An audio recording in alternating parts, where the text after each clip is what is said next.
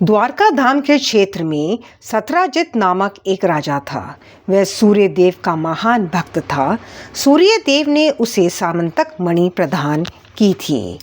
द्वारका वासियों से प्रसन्न होकर श्री कृष्ण ने उन्हें सूचित किया कि जिस व्यक्ति का वर्णन वे सूर्य देव के रूप में कर रहे हैं वह वास्तव में राजा सत्राजित है, जो कि सूर्य देव से प्राप्त की गई बहुमूल्य मणि के रूप में अपने वैभव का प्रदर्शन करने के लिए द्वारका आया है। श्री कृष्ण जगत को शिक्षा देना चाहते थे कि प्रत्येक सर्वश्रेष्ठ वस्तु देश के प्रशासन प्रमुख को अर्पित की जानी चाहिए। श्री कृष्ण ने सत्राजित से कहा कि वह सामंतक मणि राजा उग्रसेन को भेंट कर दे, क्योंकि सर्वश्रेष्ठ वस्तु राजा को अर्पित करनी चाहिए। किंतु सत्राजित ने श्री कृष्ण की आज्ञा को अस्वीकार कर दिया और वह मणि उन्हें नहीं दी। परिवार का वैभव का प्रदर्शन करने के लिए सत्राजित के छोटे भाई प्रसेन ने उस मणि को अपने कंठ में धारण कर लिया और अपने भौतिक ऐश्वर्य का प्रदर्शन करते हुए घोड़े पर चढ़कर जंगल में गया। एक विशाल सिंह ने उस पर आक्रमण कर दिया और उस मणि को अपनी गुफा में ले गया। अब ये जानकारी ऋषराज जामवन को प्राप्त हुई। तब उन्होंने सिंह को गुफा में मारकर वह मणि ले ली। जामवान भगवान श्री रामचंद्र के समय से ही श्री भगवान के एक महान भक्त थे। उन्होंने वह मणि अपने पुत्र को एक खिलौने के रूप में दे दी। सत्राजित को ज्ञात नहीं था कि उसके भाई का सिंह ने तथा सिंह का जामवान ने वध कर दिया। ये मिथ्या जनश्रुति की श्री कृष्ण ने प्रसेन का वध करके मणि ले ली है सर्वत्र दाव अग्नि की भांति फैल गई। श्री कृष्ण को स्वयं के ऊपर कलंक लगना रुचिकार नहीं लगा, अतः उन्होंने निश्चय किया कि द्वारका के कुछ निवासियों सहित वह वन में जाएंगे और सामंतक मणि को ढूंढेंगे। अतः द्वारका के प्रमुख व्यक्तियों सहित श्री कृष्ण सत्राजित के भाई प्रसेन को ढूंढने गए और उन्होंने उसे मृत पाया, क्योंकि सिंह ने उसका वध कर दिया था।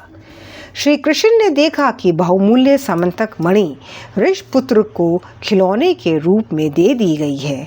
जामवान वास्तव में भगवान श्री कृष्ण के महान भक्त थे, किंतु अत्यंत क्रोध में होने के कारण वे अपने स्वामी को पहचान ना सके। जामवान तथा श्री कृष्ण के मध्य एक भयंकर युद्ध हुआ। प्रारंभ में जामवान श्री कृष्ण को नहीं समझ सके, क्योंकि उनकी दृष्टि पर भौतिक आसक्ति रूपी आवरण था।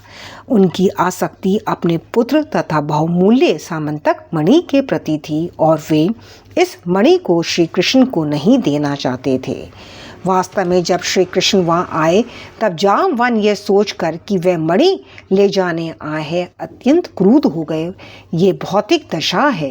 कोई शरीर से अत्यंत बलवान हो सकता है, किंतु इससे श्री कृष्ण को समझने में उसे कोई सहायता नहीं मिल सकती।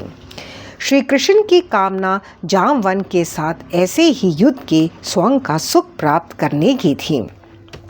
जामवान ने श्री कृष्ण को भगवान श्री विष्णु के रूप में पहचान लिया। ऐसी असीम शक्ति और किसी के पास नहीं थी। अन्य कोई इस प्रकार नहीं पराजित कर सकता था। श्री भगवान को संतुष्ट करने के लिए उन्होंने तत्काल न केवल सामंतक मणि दी, अपितु अपनी विवाह योग्य कन्या जामवती भी श्री कृष्ण को समर्पित कर दी। सामंतक मणि श्री कृष्ण को गुफा में प्रदान की गई तथा वहीं पर उनका जामवती से विवाह हुआ। श्री कृष्ण उस बहुमूल्य मणि को राजा सत्राजित को लौटा देना चाहते थे, किंतु सत्राजित लज्जित थे, क्योंकि उसने अनावश्यक रूप से श्री कृष्ण पर कलंक लगाया था। श्री कृष्ण ने उसे अंदर से सद्बुद्धि दी और सत्राजित ने श्री कृष्ण को सामंतक मणि तथा अपने पुत्री सत्यभामा दोनों ही देने का निश्चय किया। द्वारका नगर में मणि की उपस्थिति के कारण यहाँ दुर्भिक्ष अथवा महामारी, अत्यधिक ताप एवं शीत से होने वाले उत्पात नहीं होंगे। हरे कृष्णा।